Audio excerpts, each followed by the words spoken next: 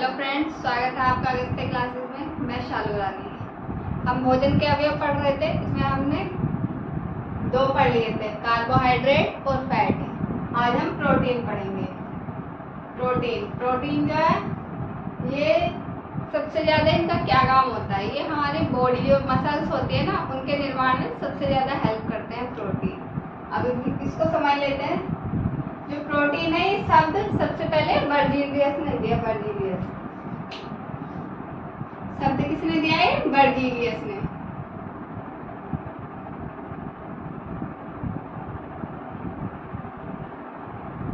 जो प्रोटीन शब्द था, ये बर्जीलियस ने दिया। इसका निर्माण किससे होता है? जैसे कार्बोहाइड्रेट और फैट का निर्माण कार्बन, हाइड्रोजन और ऑक्सीजन से हो जाता है। और इसका निर्माण किससे होता है? इसमें भी कार्बन, हाइड्रोजन और ऑक्सीजन होता है और एक नाइट्रोजन होता है। तो इसके निर्माण में कार्बन, हाइड्रोजन, ऑक्सीजन और नाइट्रोजन, इन सबको मिला के इसका निर्माण होता है।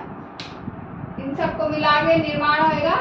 जो इसका प्रोटीन का अणु होता है, उसमें एमिनो एसिड और कार्बोक्सिलिक ग्रुप ये होता है, और किसी के साथ अदर के साथ ही जुड़ा रहता है। तो ये दोनों होने तो जरूरी है, एमिनो एसिड और कार्बोक्सिलिक ग्रुप। ये दोनों होंगे तभी वो प्रोटीन कहलाएगा।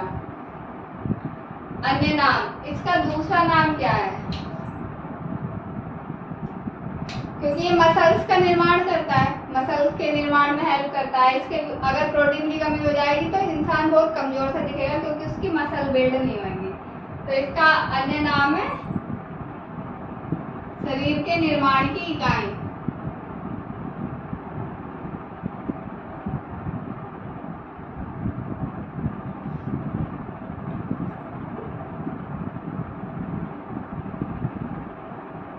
इसका अन्य नाम है शरीर के निर्माण की इकाई, क्योंकि ये मसल्स का निर्माण करता है।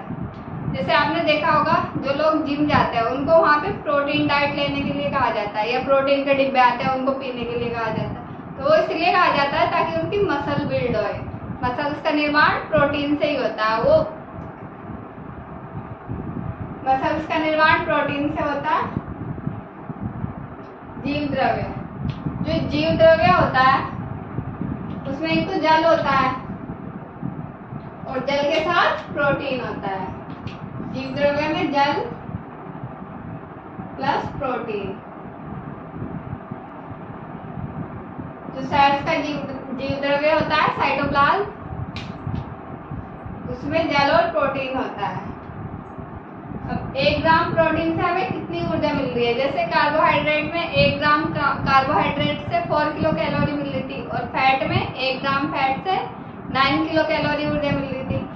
प्रोटीन में 1 ग्राम प्रोटीन से हमें 4 किलो कैलोरी ऊर्जा मिलेगी।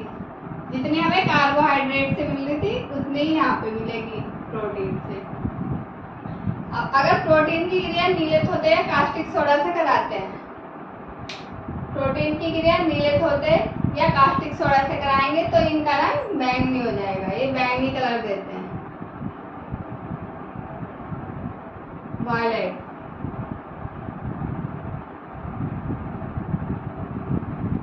अब ये प्रोटीन होता है, इसका पाचन कहाँ होता है? हमने ये पाचन तंत्र में भी पढ़ा था।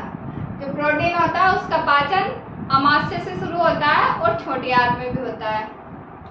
तो इसका पाचन अमाशय में होगा और छोटी आंत में। जो रेनिन पेप्सिन एंजाइम होते हैं वो प्रोटीन का पाचन करते हैं। ये हमने पाचन में पढ़ लिया। इसमें जो पाचन होता है प्रोटीन का, तो प्रोटीन को ये एमिनो एसिड में तोड़ देता है। यहाँ पे प्रोटीन एमिनो एसिड में टूट जाता है।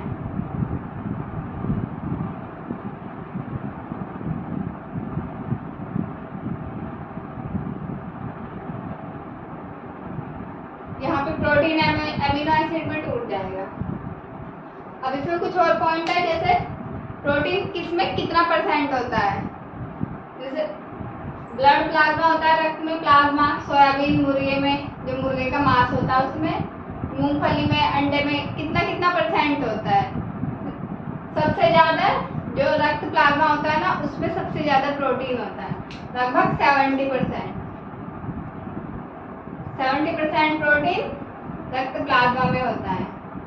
सोयाबीन में 40%, और मुर्गे का जो मांस होता है चिकन, उसमें 24%, मूंगफली में 20%, अंडे में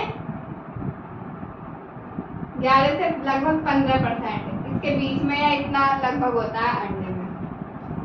ये भी सारे लगभग में ही पॉइंट है, बिल्कुल फिक्स नहीं रहता इनका कि कितने परसेंट होगा, 1-2 नंबर ऊपर नीचे हो सकते हैं, पर ये लगभग में ही है पॉइंट सारे। रक्त प्लाज्मा में 70%, सोयाबीन में 40%, मुर्गे में 24%, मूंगफली में 20%, अंडे में 11 से 15%। मूंगफली से हमें प्रोटीन मिल रहा, और मूंगफली हमने पीछे भी पढ़ा था, इससे हमें फैट भी मिलता है, क्योंकि तेल मिलता है, इससे मूंगफली का तेल निकलता है, तो इससे हमें फैट भी मिलता है। अब हम ये देखते हैं कि हमें किससे प्राप्त होते हैं ये प्रोटीन स्रोत, मतलब किससे मिलते हैं, जंतु से और पादप से। जंतुओं में किससे मिलेंगे, और पादप मतलब प्लांट से किससे मिलेंगे। जंतु मतलब एनिमल, जैसे दूध होता है, दूध में प्रोटीन होता है, वो हमें एनिमल से मिलता है, तो दूध का ही पनीर बनता है, पनीर से भी हमें प्रोटीन मिलता है।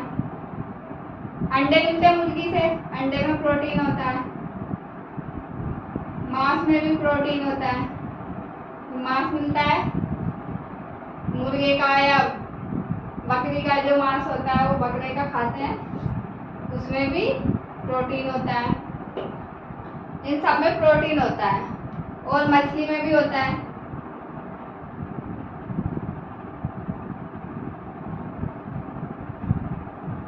लीवर में, जो मछली का लीवर होता है उसमें सबसे ज्यादा प्रोटीन रहता है।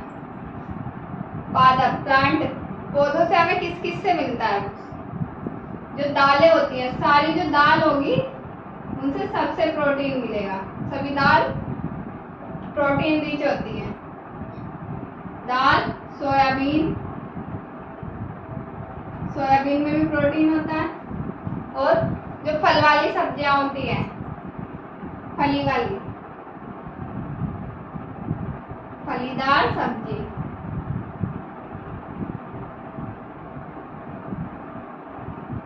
फलीदार सब्जी होती है, उनमें भी प्रोटीन होता है।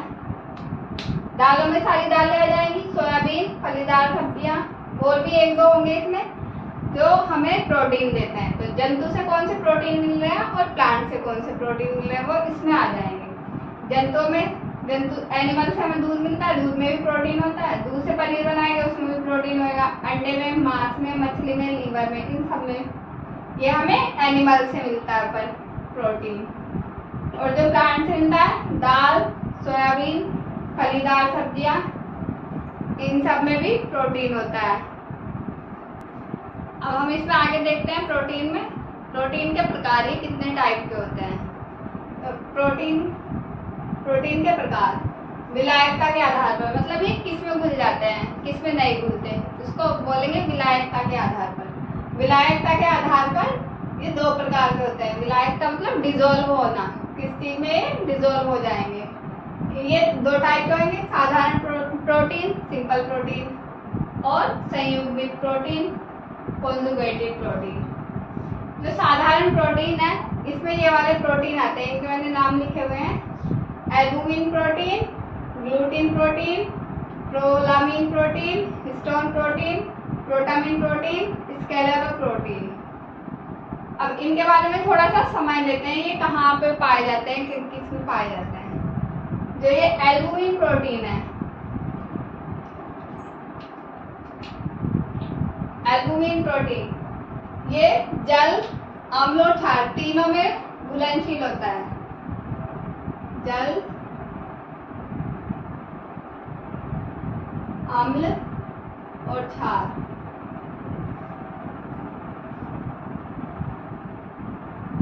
में घुलनशील, मतलब इन तीनों में घुल जाएगा, जल में भी, अम्ल में भी और क्षार में भी, एसिड और बेस में भी।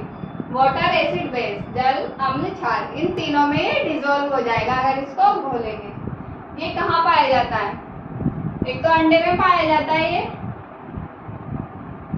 और एक सीरम में। जो ब्लड में सीरम होता है उसमें भी पाया जाता है।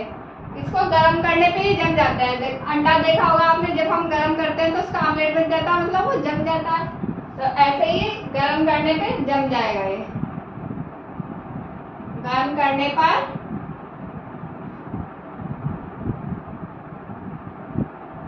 जमता है, ये गर्म करने पे जम जाता है एल्बुमिन प्रोटीन। अब नेक्स्ट है ग्लूटीन प्रोटीन। ये ग्लूटीन जो होता है ये जल में घुलनशील होता है, बट अम्ल और क्षार में घुल जाता है। एसिड बेस में, अम्ल क्षार में घुलनशील। इसका एग्जाम्पल है गेहूं। गेहूं जो होता है जब उसको पिसवा लेते हैं तो उसमें मतलब उसमें होता है ग्लूटीन। पिसवाने के बाद जब उसको आटे को हम मथते हैं तो वो आटा एक जगह चिपक जाता है। और मक्के का आटा देखा होगा आपने, जब उसको गूंथेंगे तो वो अलग अलग बिखरा बिखरा सा रहता है। पर जो गेहूं का आटा आता है वो एक साथ चिपका हुआ रहता है, वो ग्लूटीन के कारण ही रहता है। जिस आटे में ग्लूटीन होता है वो एक साथ बंधा हुआ रहेगा, और जिसमें नहीं होगा वो बिखरा बिखरा सा रहेगा। तो ये ग्लूटीन में पाया जाता है, गेहूं में।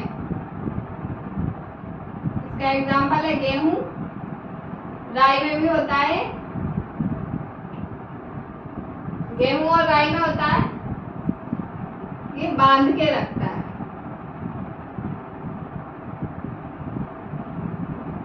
मतलब जिस चीज में भी है उसको एक जगह बांध के रखेगा इकट्ठा करके। गेहूं और राई में होता है।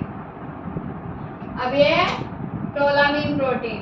जो प्रोलामीन प्रोटीन है ये अम्ल और क्षार में तो घुलता नहीं है, मतलब इनमें तो ये अघुलनशील होता है, बट ये जल में घुल जाता है।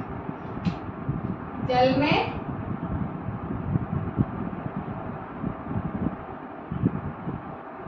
घुलनशील, जल में घुलनशील। ये भी गेहूं में ही मिलता है।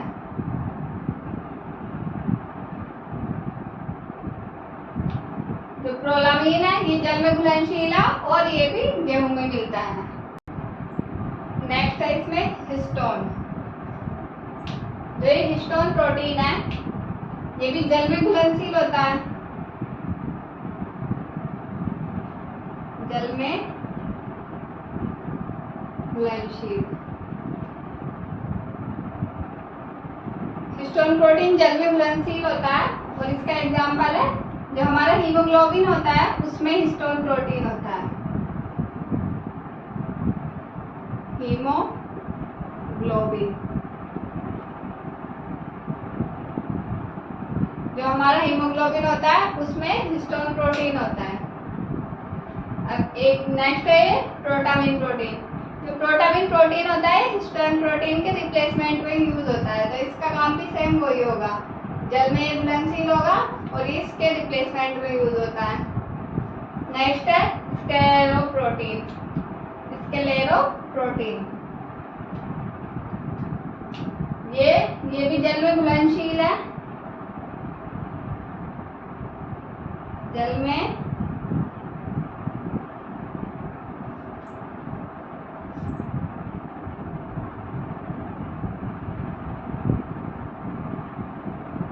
घुलनशील है, और इसका एग्जाम्पल है केराटिन।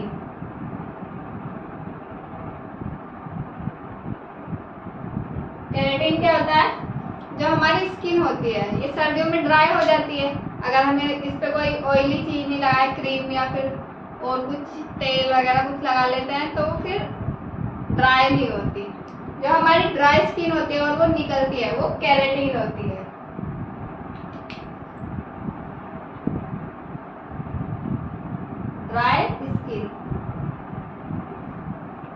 ड्राई स्किन जो होती है वो केराटिन होती है। अगर एक बार इसको फिर से देख लेते हैं, प्रोटीन के प्रकार। विलायकता के आधार पर इसको दो पार्ट में डिवाइड किया गया है, साधारण प्रोटीन और संयुग्मित प्रोटीन। जो साधारण प्रोटीन होते हैं, अगर हम इनको किसी चीज में घोलते हैं तो इनमें से सिर्फ एमिनो एसिड निकलते हैं और बाकी कुछ नहीं निकलता। मतलब ये जब टूटते हैं तो एमिनो एसिड में ही टूटते हैं, तो इसमें एमिनो एसिड निकलेगा ओनली, एमिनो एसिड। और जो संयुग्मित प्रोटीन होते हैं इनमें एमिनो एसिड और कार्बोक्सिलिक ग्रुप के साथ और भी कुछ और चीजें होती है, अलग से और तत्व जुड़े हुए होते हैं। वे साधारण प्रोटीन को देखते हैं, ये इसके एग्जांपल है एल्बुमिन, ग्लूटीन, प्रोलोमीन, हिस्टोन, प्रोटामीन, स्क्लेरोप्रोटीन, ये इसके एग्जांपल है। जो एल्बुमिन है ये जल, अम्ल, क्षार तीनों में घुलनशील है। ये एग और सिरप में मिलता है, ये गर्म करने पे जम जाता है। अंडा देखा ही है, ऑमलेट बनाते हैं तो वो एकदम जम जाता है। फिर ग्लूटीन अम्ल और क्षार में घुलनशील है, ये गेहूं, राई में मिलता है और ये इसमें बांधने की क्षमता होती है, किसी भी चीज को बांधे रखने की क्षमता, जिसमें ये होता है उसको बांध के रखता है। जैसे मक्के का आटा लगाते हैं तो वो बिखरा बिखरा सा रहता है और गेहूं का आटा लगाएंगे तो वो एक जगह इकट्ठा हो जाता है, तो ये ग्लूटीन के कारण ही होता है। प्रोलामीन ये जल में घुलनशील होता है, ये भी गेहूं में पाया जाता है। हिस्टोन जल में घुलनशील, ये हीमोग्लोबिन में होता है। प्रोटामीन हिस्टोन के रिप्लेसमेंट में यूज होता है। स्क्लेरोप्रोटीन जल में घुलनशील और ये केराटिन, जो हमारे स्किन पे केराटिन होती है उसमें पाया जाता है। अब इसमें ये नेक्स्ट देखते हैं संयुग्मित प्रोटीन। संयुग्मित प्रोटीन के एग्जाम्पल है। संयुग्मित प्रोटीन में जैसे इसमें तो एमिनो एसिड निकल रहा था, अगर इसको किसी चीज में घोलते हैं तो इसमें सिर्फ एमिनो एसिड निकल रहा था, उसमें वो टूट रहा था तो एमिनो एसिड में टूट रहा था। और अगर इसको हम घोलेंगे तो एमिनो एसिड के साथ कुछ और तत्व भी निकलेंगे इसमें एमिनो एसिड प्लस तत्व। तो जो एमिनो एसिड के साथ कोई और तत्व भी रहते हैं वो संयुग्मित प्रोटीन कहलाते हैं, और जो सिंगल एमिनो एसिड ही रहते हैं उसमें साधारण प्रोटीन होता है। जो इसमें एमिनो एसिड के एक या अधिक पार्टिकल हो सकते हैं, पर इसमें एमिनो एसिड ही रहेगा बस, तो वो साधारण प्रोटीन कहलाएगा। और एमिनो एसिड के साथ कोई और तत्व जुड़ा होगा तो वो संयुग्मित प्रोटीन कहलाएंगे। संयुग्मित प्रोटीन के ये एग्जाम्पल है न्यूक्लियोप्रोटीन, फॉस्फोप्रोटीन, ग्लाइकोप्रोटीन और क्रोमोप्रोटीन। अब हम इनको देख लेते हैं एक को। ये न्यूक्लियोप्रोटीन, न्यूक्लियोप्रोटीन जो होता है ये जल में घुलनशील होता है, मतलब जल में विलय होता है। जल में विलय, जल में विलय होता है न्यूक्लियोप्रोटीन, क्योंकि संयुग्मित प्रोटीन का एग्जाम्पल है, तो इसमें एमिनो एसिड के साथ कोई और तत्व भी होगा। इसमें न्यूक्लियोप्रोटीन में एमिनो एसिड के साथ फॉस्फेट होता है।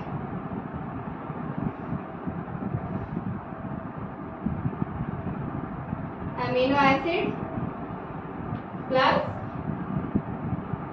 फॉस्फेट। ये न्यूक्लियोप्रोटीन मिलता कहाँ पे है, इसके एग्जांपल हम देखते हैं। ये जो सेल्स होती है, सेल्स का जो केंद्रक होता है उसके अंदर डीएनए और आरएनए होते हैं। डीएनए और आरएनए के अंदर ही न्यूक्लियोप्रोटीन होता है।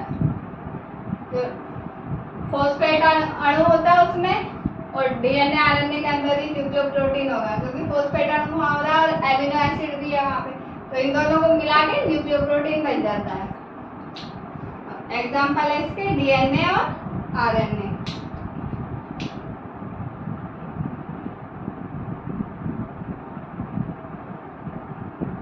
जैसे डीएनए में हमने पढ़ा था, डीएनए किससे मिलकर बना है, फॉस्फेट अणु, शर्करा और नाइट्रोजन क्षार। जो फॉस्फेट अणु है वो एमिनो एसिड के साथ मिलकर न्यूक्लियोप्रोटीन का निर्माण करते हैं। जैसे नेक्स्ट देखते हैं फॉस्फोप्रोटीन। जो फॉस्फोप्रोटीन है ये भी जल में घुलनशील है, जल में विलय।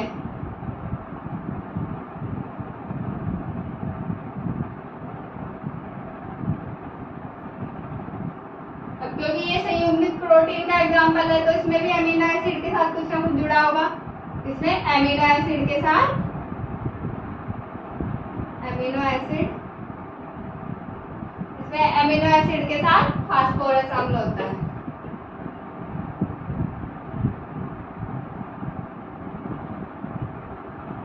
फास्फोरस अम्ल एसिड, उसमें फास्फेट था और इसमें फास्फोरस अम्ल है। ये भी जल में घुलनशील है, ये भी, ये डीएनए आरएनए में मिला है और ये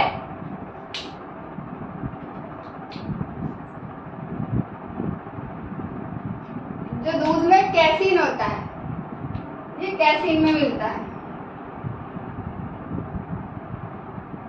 कैसीन दूध में होता है, ये उसमें मिलता है फास्फोप्रोटीन। जल में भी होगा, इसमें एमिनो एसिड के साथ फास्फोरस अम्ल होगा और जो कैसीन होता है उसमें ये फास्फोप्रोटीन होता है। कैसीन दूध में होता है। ये जो ग्लाइकोप्रोटीन होता है इसमें एमिनो एसिड के साथ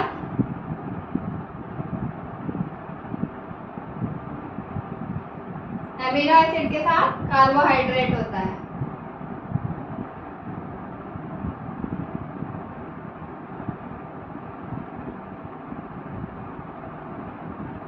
कार्बोहाइड्रेट हमने कल पढ़ लिया था। जो एक ग्लाइकोप्रोटीन होगा इसमें एमिनो एसिड के साथ कार्बोहाइड्रेट होगा और ये जो अंडा होता है, अंडे को जब बॉईल कर लेते हैं उसमें अंदर एक पीला पीला पार्ट रहता है और उसके बाहर वाला जो व्हाइट वाला पार्ट रहता है उसमें ये ग्लाइकोप्रोटीन होता है, अंडे के सफेद भाग में।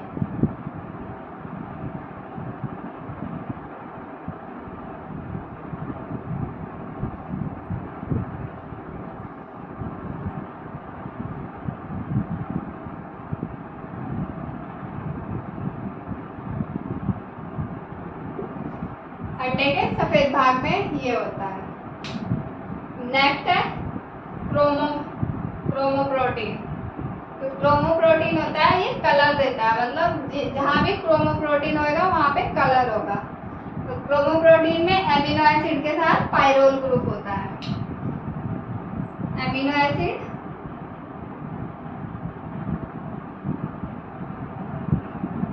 Plus pyrrole group.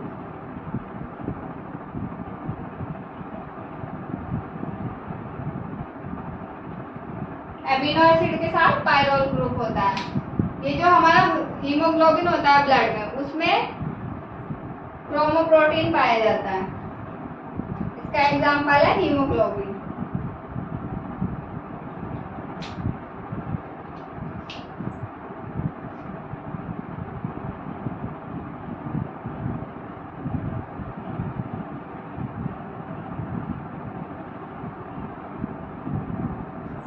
हीमोग्लोबिन को शॉर्ट में एच भी लिखते हैं। एक बार इसको दोबारा से देख लेते हैं। साधारण प्रोटीन में एमिनो एसिड होता है और उसके एग्जांपल मैंने पीछे करा दिए। इसमें सिर्फ एमिनो एसिड होते हैं। अगर इसको डिसॉल्व करेंगे किसी चीज में तो इसमें एमिनो एसिड ही निकलेंगे। वो एक निकले या ज्यादा निकले, वो कितना भी हो सकता है, पर एमिनो एसिड ही निकलेंगे, बाकी और कोई भी तत्व नहीं निकलेगा। और जो संयुग्मित प्रोटीन होते हैं इनमें एमिनो एसिड के साथ कुछ और तत्व जुड़े रहते हैं। संयुग्मित मतलब जुड़ना। ये एमिनो एसिड के साथ कुछ भी और तत्व जुड़े रहेंगे। तो ये साधारण प्रोटीन के एग्जांपल हमने पीछे कर लिए, अब संयुग्मित के देख लेते हैं। न्यूक्लियोप्रोटीन, फॉस्फोप्रोटीन, ग्लाइकोप्रोटीन और क्रोमोप्रोटीन। जो न्यूक्लियोप्रोटीन है ये जल में मिला होते हैं और इसमें एमिनो एसिड के साथ फॉस्फेट होता है। जो एमिनो एसिड है उसके साथ फॉस्फेट जुड़ा रहेगा और ये सेल का जो केंद्रक होता है उसमें होता है। डीएनए आरएनए उसमें होते हैं, उसमें ये होते हैं। सेकेंड है इसमें फॉस्फोप्रोटीन, ये भी जल में मिला होते हैं और इसमें एमिनो एसिड के साथ फास्फोरस एसिड जुड़ा हुआ होता है। ये दूध में जो कैसीन होता है उसमें ये फास्फोप्रोटीन पाया जाता है। नेक्स्ट है ग्लाइकोप्रोटीन। ग्लाइकोप्रोटीन में एमिनो एसिड के साथ कार्बोहाइड्रेट जुड़े हुए होते हैं। तो जो अंडे का जो व्हाइट वाला पार्ट आता है, जो पीला पार्ट तो अंदर रहता है, उसके ऊपर जो व्हाइट लेयर रहती है उसमें ये ग्लाइकोप्रोटीन पाया जाता है। क्रोमोप्रोटीन में एमिनो एसिड के साथ पायरोल ग्रुप जुड़ा हुआ होगा। जो ये पायरोल ग्रुप जुड़ा हुआ होता है, इसी के कारण ये कलर देते हैं क्रोमोप्रोटीन। तो हीमोग्लोबिन में क्रोमोप्रोटीन होता है, इसी के कारण ये ब्लड में रेड कलर देता है। अगर क्रोमोप्रोटीन नहीं होगा तो वो रेड कलर नहीं आएगा। अब प्रोटीन में आगे देखते हैं कि प्रोटीन की कमी से कौन कौन से रोग हो सकते हैं। प्रोटीन की कमी से क्वाशियोर्कर और मेरास्मस, ये दो बीमारियां होती हैं। ये क्वाशियोर्कर रोग तब होता है जब माँ अपने बच्चे को दूध पिलाना बंद कर देती है। जब बच्चा छोटा ही रहता है और उसको दूध पिलाना बंद कर देती है माँ, तो बच्चे में क्वाशियोर्कर रोग होता है। तो माँ के दूध न पिलाने पर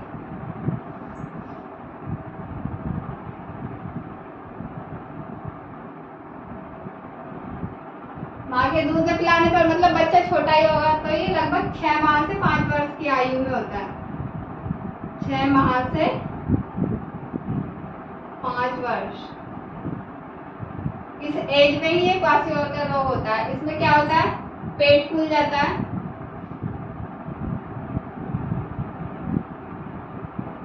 भूख नहीं लगती,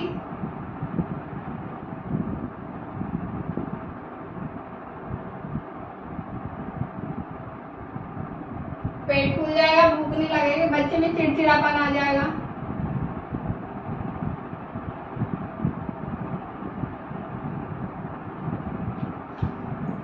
क्वाशियोर्कर रोग में ये सब होता है। क्वाशियोर्कर रोग माँ के दूध न पिलाने से होता है, और जब बच्चा छोटा ही रहता है 6 माह से लगभग 5 वर्ष के एज के बीच में ही ये होता है।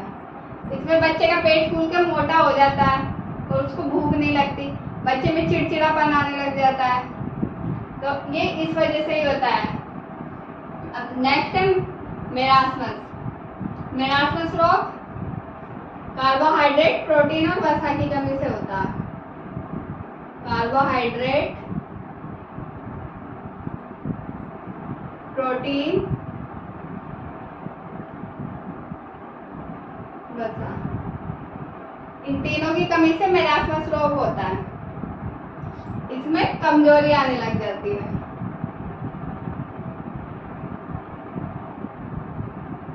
कमजोरी,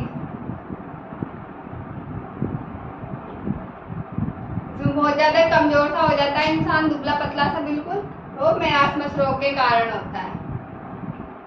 एक इसमें अलग से पॉइंट है, जो प्रोटीन है वो क्या काम करता है। प्रोटीन हमें मानसिक शक्ति भी प्रदान करता है।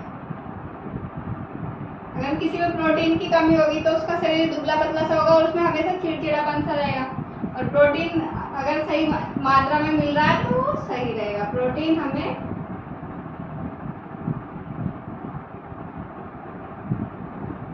मानसिक शक्ति